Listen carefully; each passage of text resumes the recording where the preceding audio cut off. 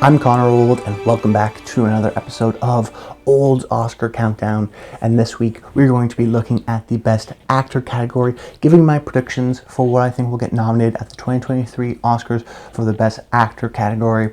You guys have been showing a lot of support on the Best Picture and Best Lead Actress categories, so please do keep that up. Comment below. I'd love to hear your thoughts. That's the point of this video and this channel, is to create this awesome Oscar community where we can discuss and give our thoughts, because ultimately that's what I do. Every single week I break down a different category leading up to the Oscar nominations and predict what's going to get nominated in that category. These aren't my final predictions. I will have that closer to the Oscar actual nominations, and then of course predicting what I think will win the Oscars. But we're also going to be doing more than that. We're going to be covering the Golden Globes and Critics' Choice and reactions to Oscar shortlists. So everything award season centric is on this channel, and that's why you need to subscribe so you never miss a video.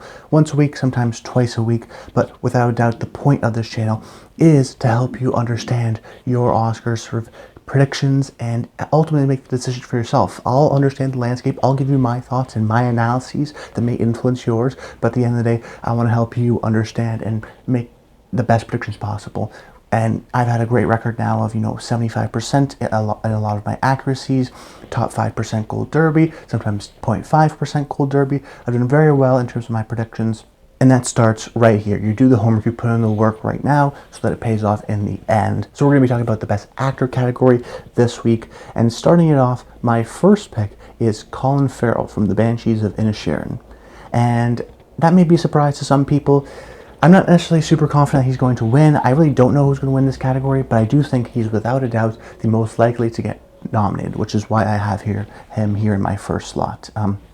I mentioned the last couple of weeks the strength of Searchlight Pictures, which is going to be the distributor and campaigner for the Banshees of Inisherin. They've done very well in terms of getting Best Picture winners in Nomadland and In the Shape of Water, and then also getting a lot of nominations, and serious nominations. They also did Mark McDonagh's last film, 3 Billboards Outside Ebbing, Missouri.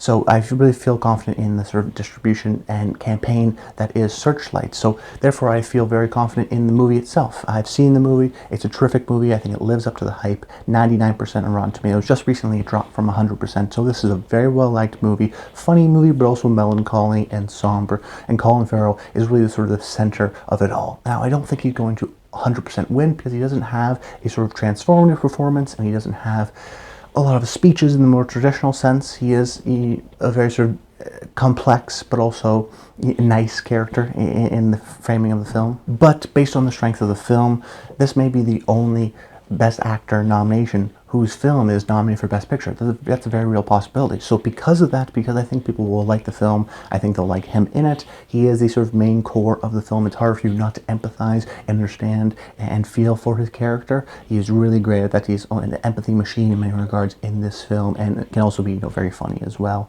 So he does a little bit of both, and I think Colin Farrell has sort of fully evolved from being a sort of alcoholic, early 2000s leading man, next big thing, to becoming a really interesting character actor, and this is just another example of that. Then in my second pick, I'm going to go with Brendan Fraser from The Whale.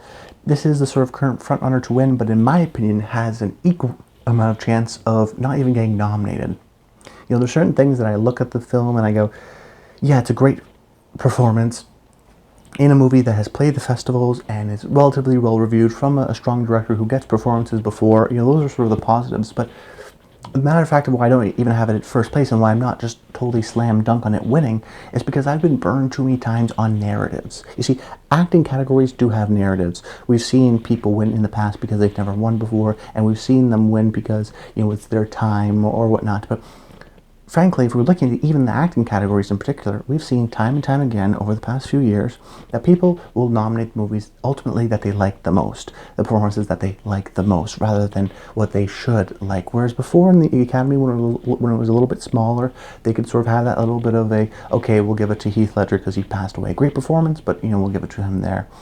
Whereas now with the Academy, I think it's gotten a lot larger and there's a lot more people. You can't sort of control that, and the narratives don't always hold true. And for the most part, you can't have that sort of Hollywood buzz that everyone agrees they're going to do one thing, because you have all these international members that aren't a part of it. They're just going to vote for the best performance. So we've seen this time and time again. Olivia Colman beating out Glenn Close for The Wife.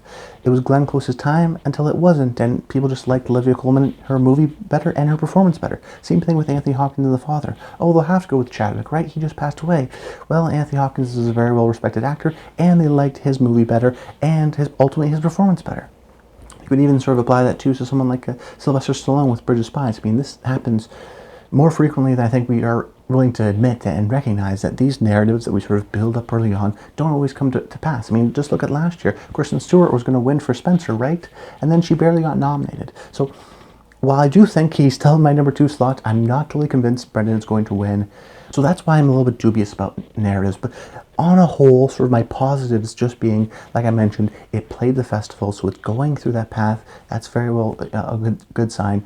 Darren Aronofsky's the director. He is oftentimes not this sort of big best picture kind of a guy, but a guy who makes great movies whose performers almost always get nominated. So you look at his past movies. You have Natalie Portman winning for The Black Swan. You have both Mickey Rourke and Marissa Tomei getting nominated for The Wrestler. And then you also have Ellen Burstyn getting nominated for Requiem for a Dream. So he's a guy who's really able to get strong performances out of his actors and get them nominated for Oscars. So it's not sort of, it wouldn't be surprised if, say, Hong Chow and Brendan Fraser get nominated here. But particularly Brendan Fraser, because if you've seen the film, it's a very empathetic film, and it's very much almost geared for you to understand and appreciate this man who's similar to The Wrestler in many regards, 600-pound man, very recluse, trying to reconnect with his daughter.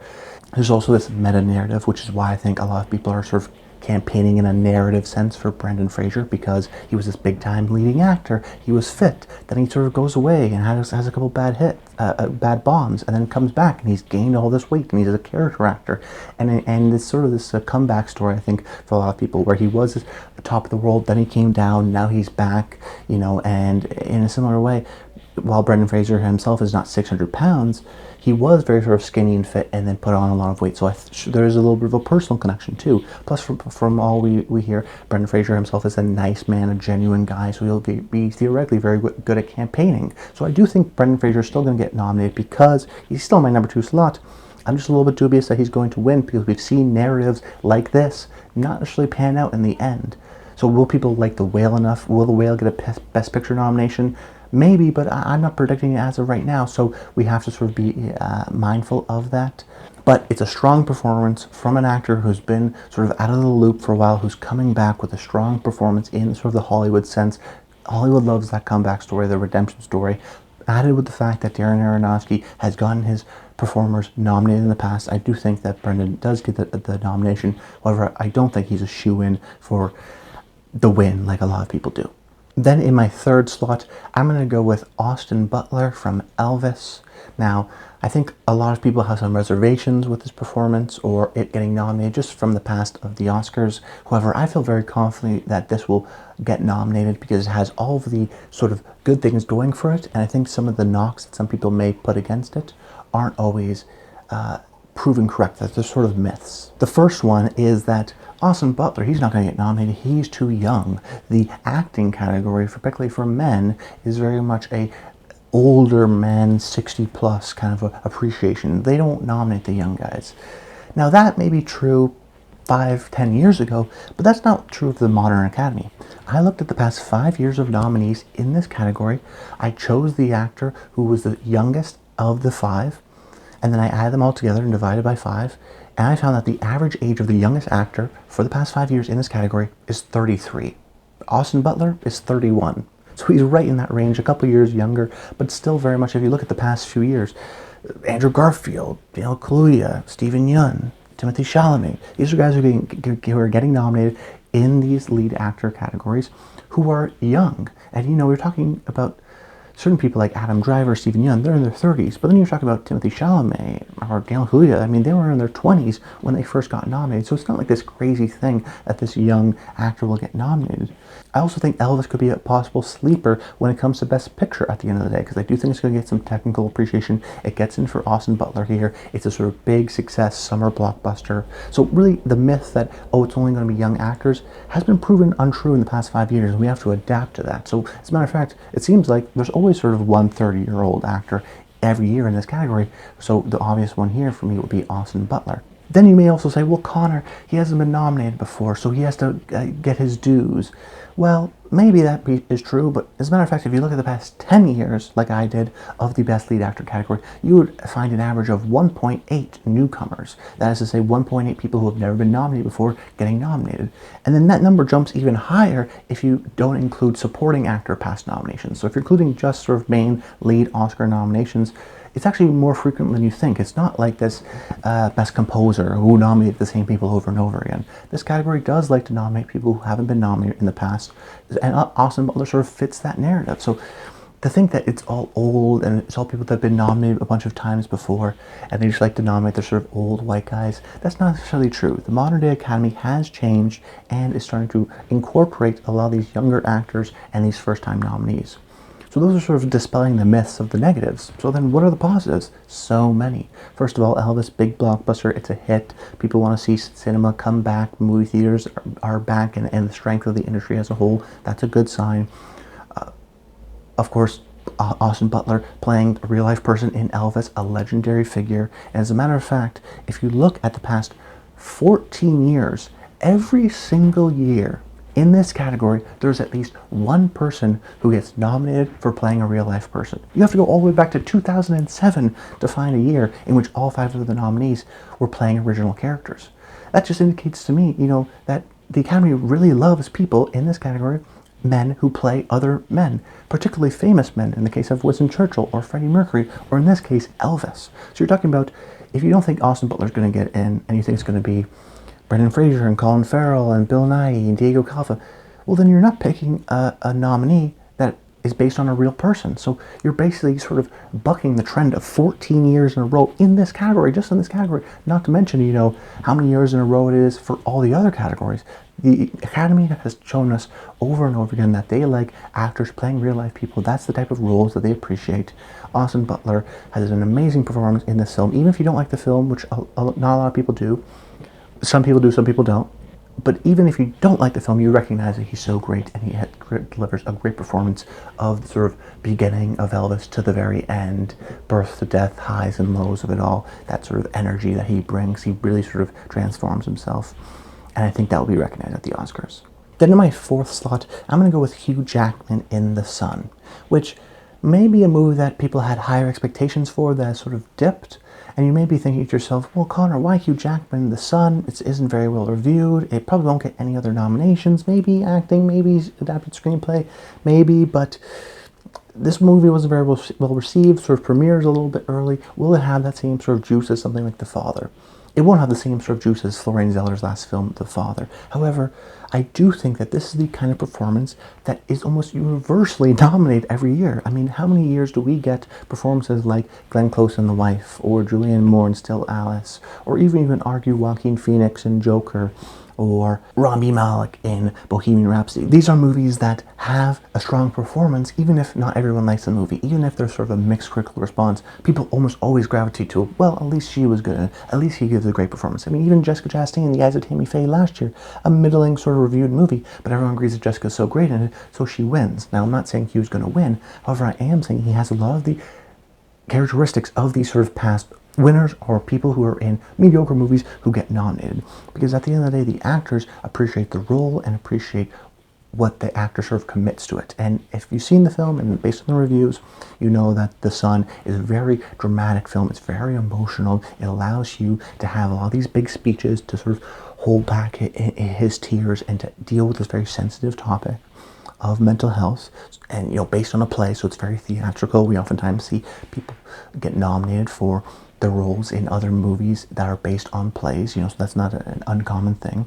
Hugh does a great job here in the film, just in his performance and the type of role that he is. And then, of course, you figure out what's similar to the other performances like a Glenn Close or Julianne Moore.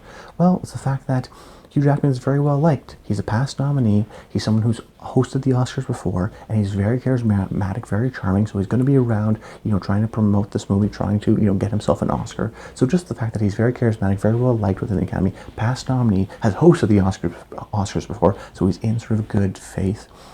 it doesn't matter. I think the movie is going to be sort of mediocre and not getting nominations, because universally it's recognized that he delivered a terrific performance, and it's the kind of performance that has been well recognized in the past. Plus, this is going to be put out and distributed by Sony Pictures Classics, which is a very interesting sort of smaller Oscar campaigning relative studio. You know, it's not a movie it's not a studio that will get you a Best Picture win. However, for the past 6 years, a Sony Pictures Classic distributed film was nominated for an acting award. So you look at the past years. 2021, you had Parallel Mothers. 2020, you had The Father. 2019, Pain and Glory, Antonio Banderas.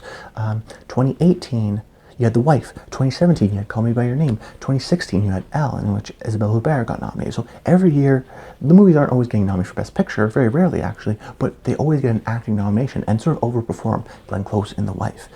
Antonio Banderas, Pain and Glory, Parallel Mothers, Penelope Cruz. These are movies that have 1, 2 nominations, sometimes a single nomination, that get in for acting. So that's a little tidbit that I think you should notice, that we have 6 years in a row now of Sony Pictures Classics getting an acting nomination. So who's to say they're not going to get one this year here with either The Son or my next pick, Bill Nighy in Living, which is also a Sony Pictures Classic distribution situation there, in which I think Bill Nighy is also going to get nominated. And when I first sort of was hearing the reviews and saw some of my peers predicting things, I was kind of concerned. I was going, Bill Nighy for Living, he's not getting in. That seems strange. Living, I haven't even heard of it. It didn't really do too much business at the festivals. You know, where's the buzz? Why Best Performance? Will it get any other nominations? All these things are running through my head, as they may be with yours. But let me explain it to you, because the more you look into this film, the more you realize just how great of a situation this is for Bill Nighy and his potential to get nominated. First of all, this is a type of performance that we've seen in the past, in the sense that whether it be Jonathan Pryce in The Two Popes, or you can even say Antonio Banderas in Pain and Glory, these sort of older actors who haven't been nominated before, who have sort of put in their dues, who are well respected, finally get sort of a great, juicy leading performance, and they really nail it. They've been doing great supporting stuff. You know, Bill Nighy won a BAFTA for Love Actually, and he has, you know, Harry Potter and, of course, Pirates of the Caribbean. He delivers great performances continually, but is sort of, you know, well-respected character actor, finally getting a chance to deliver this great performance, and he nails it. Then you look at the sort of distribution of the film, and you go, well, it's been doing all the right things. First of all, it's been started off at Sundance, where it had its premiere, then it played at Venice, then it played at Telluride, then it played at TIFF, so it's been hitting all the big film festivals, showing up, you know, getting in front of the right people, which is very important. And then in terms of the actual content of the film, this is based on Akira Kurosawa's film Ikiru, which, if you haven't seen, is about this man who gets this diagnosis of terminal cancer, and essentially he's going to die very soon. And it's just about this man contemplating his life, and as he knows, of course, that he's going to die, but not everyone else knows it, and it's very sort of contemplative, melancholic, very sad kind of a film, but a great showcase for performers. So this one is this sort of British adaptation many years later now, and actually the screenplay was written by author Kazuo Ishiguro, which is his actual first screenplay. He's a great novelist, Never Let Me Go, The Remains of the Day. He's an incredible author who's now actually going to film and writing a screenplay. So you have that sort of star factor of a screenplay there, so you know it's going to be a great script. And then Bill, from what we heard, delivers just a terrific performance, and I don't disbelieve that. I mean, just based on seeing Kiru and this being the remake, it makes absolute sense that this is a great sort of piece of material that Bill can sort of chew on and get. So while I'm a little bit dubious of Living's chances as a potential, you know, Best Picture or some of these other nominations, maybe a screenplay, adapted screenplay, I do think that ultimately Bill will get in because of that factor, because he is an established character actor who's been well respected, who's finally going to get his due this time, and then also added with Sony Pictures Classics, and then also added with how they're campaigning it. And I think he's definitely going to get in for a BAFTA. All he needs to get in for SAG, and I think he's got this locked up. Then into my possible contenders. The first one's going to be Diego Calva from Babylon. Now, no one's seen Babylon yet, so we don't know his performance and how good it is, or even if he's a contender at all. But what I do believe strongly in is that Babylon will be well respected, will be a strong, critically acclaimed movie, and will do well at the Oscars. I think it's going to get in director, I think it's going to get in for picture, I think it's going to get in lead actress for Margot Robbie. So why not Diego Calva? If he's the lead actor of the film, why not him? Well, based on early reports, what we have figured out is that Diego is very much the sort of audience surrogate. He's the person who comes into this world and allows us to sort of enter this crazy Hollywood world. Now, based on other films that I've seen, this is a sort of a traditional trope of the audience surrogate. And that character is always not very interesting. They're very much quiet, they're an observer, they don't have big acting scenes and speeches like the Oscars have. Most of the time they're there to showcase some of the other actors, like the existing people who are already in the world, like the Brad Pitt, like the Margot Robbie. I also don't think it's a coincidence that, this isn't played by a Ryan Gosling. This is from a relative newcomer, because they want someone to sort of be new, that fresh face who comes to Hollywood, that meets the Brad Pitts and the Margot Robbies, the sort of big stars. So based on his presumed role, I don't think he gets in, but I still want to put him here because I do believe in the strength of Babylon. Also, I want to mention that he's a true newcomer. He's done some Mexican films and shows, Narcos, but he's definitely a newcomer. And when we look at past sort of true blue newcomers, Timothée Chalamet, Daniel Kaluuya, we're like, oh, who is this person? Maybe you've seen them in a couple other things, but they're really sort of brand new. Those films, if you know Call Me By Your Name and Get Out, they were released earlier in the year, so we had a chance to build up their status and who they are. Oh, that's that kid from Call Me By Your Name. But when we were talking about Diego Calva and Babylon, I'm looking at a movie that's going to be released super late into the year. I think there's going to be a lot of buzz for Gene Smart and Brad Pitt and Margot Robbie and Damien Chazelle, and they're going to maybe forget about Diego Calva, and that will ultimately hurt his chances in the same way someone like Rachel Zegler from West Side Story didn't get nominated last year because of West Side Story was released so late, and everyone was the buzz of Iron the Bows and Steven Spielberg, and then Rachel sort of got left on the side because there wasn't enough sort of momentum to build. I think that could happen with Diego this year. Then my other possible contender I want to mention is Tom Cruise from Top Gun. On paper, this should make sense. One of the biggest movies of the year, very much on the shoulders of Tom. He sort of saved cinemas. He sort of put a movie in that was a huge success that people want to go to the theaters to see, that was real, that wasn't CGI focused. This should appeal to sort of older established Academy. Plus you have Tom Cruise, who's been nominated multiple times, who's never won before.